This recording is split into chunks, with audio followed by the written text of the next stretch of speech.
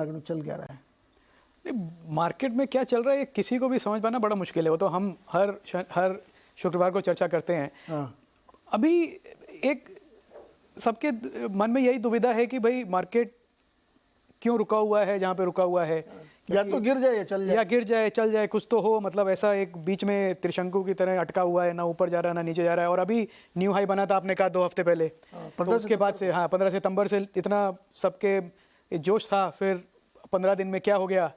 तो मुझे लग रहा है कि एक तो मार्केट नया ट्रिगर ढूंढ रहा है कि अब यहाँ तक तो आ गए। और आप देखिए, जैसे हम कह रहे थे 1 अप्रैल से लेके अभी तक अच्छी रिटर्न बनी है मार्केट में। मतलब सारे mid cap, small cap, index, Nifty सब हाई पे आ गए।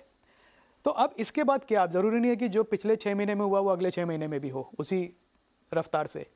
तो मार्केट ढूंढ रहा है नए ट्रिगर। नए ट्रिगर होते हैं अर्निंग्स में कि अच्छा अब अर्निंग सरप्राइज करे, अब अर्निंग सीजन स्टार्ट हो गया। तो मुझे लगता है मार्केट 2 चीजें देख रहा है। एक ये देख रहा है कि जो अर्निंग सीजन अब स्टार्ट हुआ यहाँ पे ग्लोबली यूएस में, उसमें क्या रिजल्ट्स आने वाले हैं। पिछले क्वार्टर के रिजल्ट अच्छे थे, मैं कहता हूँ उम्मीद के बनिस्बत अच्छे थे।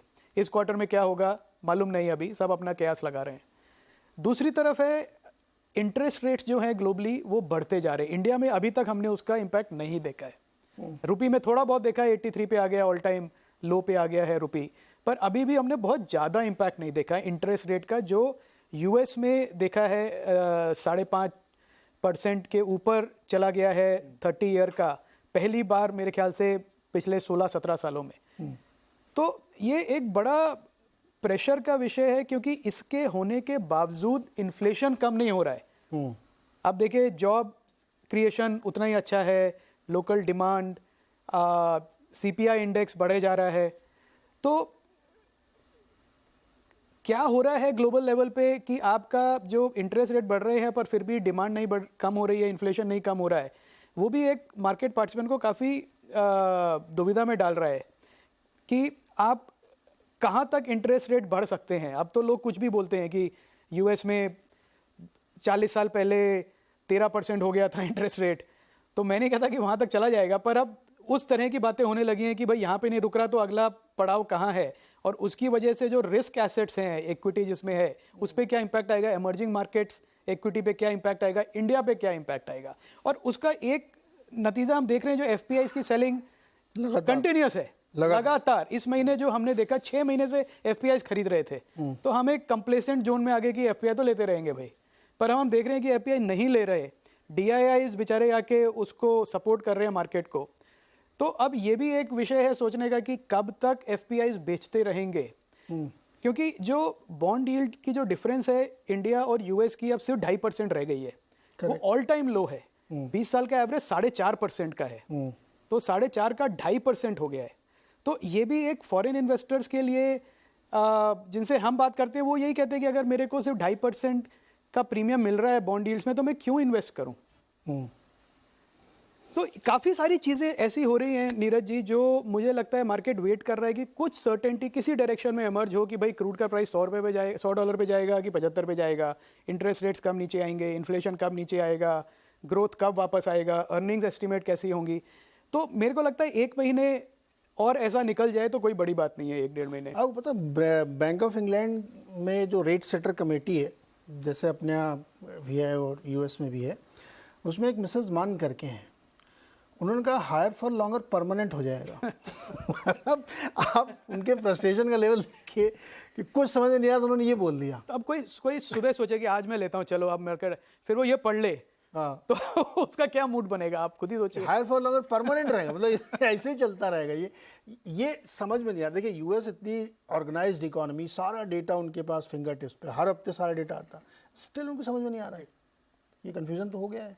आई थिंक काफ़ी सारी बातें फेड के पावर के भी बाहर चली गई हैं। जिस तरह से उनकी ट्रेजरी कोई खरीद नहीं रहा है अब, और उसका ट्रेजरी जो इशू करते हैं $33 बिलियन रोज। अनुराग जी को मिस कर रहे हैं आप? आए ना इसी महीने आ रहे हैं ना, अनुराग जी होते अभी, तो मैं उनकी तरफ से आज बात कर रहा हूँ। उनकी तो लंबी चौड़ी बात बताते हैं वो कि ये ईगो इशू बन गया है। फेड कह रहा है कि मैं चलाता हूँ इस इकोनॉमी को, मार्केट कह रहा है मैं चलाता हूँ, तो ईगो इशू बन गया है। प्रकाश दीवान सर, क्या इसको इस तरह भी समझा जा सकता है कि बेस ऊपर हो गया है? मैं थोड़ा सा एक डिफरेंट पर्सपेक्टिव क्वेश्चन रख रहा हूँ आपके सामने। अभी जो लेटेस्ट उनका जो जोल्ट का नंबर आया है या जो प्राइवेट जॉब क्रिएशंस के नंबर आते हैं उसमें देखिए तो सर्विसेज में बहुत नौकरियां आ रही हैं, मैन्युफैक्चरिंग में उतनी नौकरी नहीं थी वहाँ पे। तो क्या, चूंकि जो भी नंबर्स हम लोग देख रहे हैं कंज्यूमर के या स्पेंडिंग के, वो सब ये सब ना खाओ पियो मौज करो चारवाक दर्शन वाले नंबर है ये, तो क्या वो बेस पूरा ऊपर हो गया है जिसको नीचे लाना बड़ा मुश्किल काम हो रहा है? और अभी देखिए वहाँ पे हड़ताल चल रही है, यूनाइटेड ऑटो वर्कर्स UAW, उसके बाद एक वहाँ कंपनी है काइजर परमानेंटी मेडिकल, 19 अस्पताल चलाते हैं, 75,000 लोग हड़ताल पे हैं, सैलरी बढ़ाओ। तो जब सैलरी आवरली वेज बढ़ाने के लिए इतना दबाव बना है तो कैसे कम होगा इन्फ्लेशन? प्रकाश सर, ये क्या खेल चल रहा है? नीरज भाई देखिए, ऐसा है कि जितनी बड़ी इकोनॉमी उतनी कॉम्प्लेक्स प्रॉब्लम है कि नहीं। अब ये चीज आपने जो UAW स्ट्राइक्स को देखा, यही चीज आपने NHS में UK में भी देखा, वही चीज आपको अब अमेरिका के मार्केट में दिख रही है। वो क्या रहा है कि ये जो पैसा इतना खुले आप बटोरा गया था पैंडेमिक के टाइम, उसके बाद अब जब सब चीज जिसको बेल्ट टाइटनिंग कहते हैं कि भाई अब वापस हम नॉर्मल उसमें लाइफ में आ जाए, वो किसी को भी कहते हैं कि पसंद नहीं आ रहा है। तो जिसको जहाँ आंच लग रही है, इनकम लेवल्स या अर्निंग लेवल्स कम हो रही है, वेजेस कम हो रही है, वहां पे वो माहौल थोड़ा सा एक द्वंद्व वाला शुरू हो रहा है। तो जो हमारे अभी जो US के फेड के पास जो चैलेंज है कि इंटरेस्ट रेट्स को आपको बढ़ना है पर इतना भी नहीं बढ़ने देना कि ग्रोथ ना आ पाए, हासिल ना हो, और at the same time inflation को काबू में रखने के लिए आपको जो सप्लाई है, मनी सप्लाई, जिसकी वजह से ये प्रॉब्लम शुरू हुई, उस पर कहीं ना कहीं अंकुश लगना है। तो ये बहुत ही टाइट, मतलब बैलेंसिंग एक्ट जो है ना, बड़ा कठिन है। मुझे नहीं लगता कि इसका कोई इसका हल बहुत जल्दी निकलेगा। तो ये interest rate higher for longer, ये वो सब अटकलें जो लग रही है, वो इसी उम्मीद से लग रही है कि किसी के पास सोल्यूशन आज सामने है नहीं, और जब तक सोल्यूशन आता है तब तक हो सकता है थोड़ा सा डैमेज और हो जाए।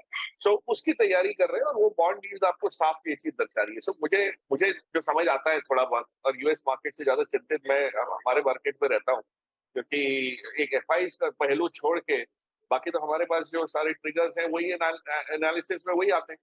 लेकिन FI की बिकवाली जो आ रही है, वो किस वजह से आ रही है कि US का माहौल चेंज हो रहा है, बहुत जल्दी चेंज हो रहा है, और अभी भी कोई समस्या का हल सामने दिख नहीं रहा है। तो I think that is the challenge, और इस चैलेंज का सोल्यूशन आते आते अगला जनवरी फरवरी मार्च का जो क्वार्टर है वो बहुत क्रिटिकल हो जाएगा।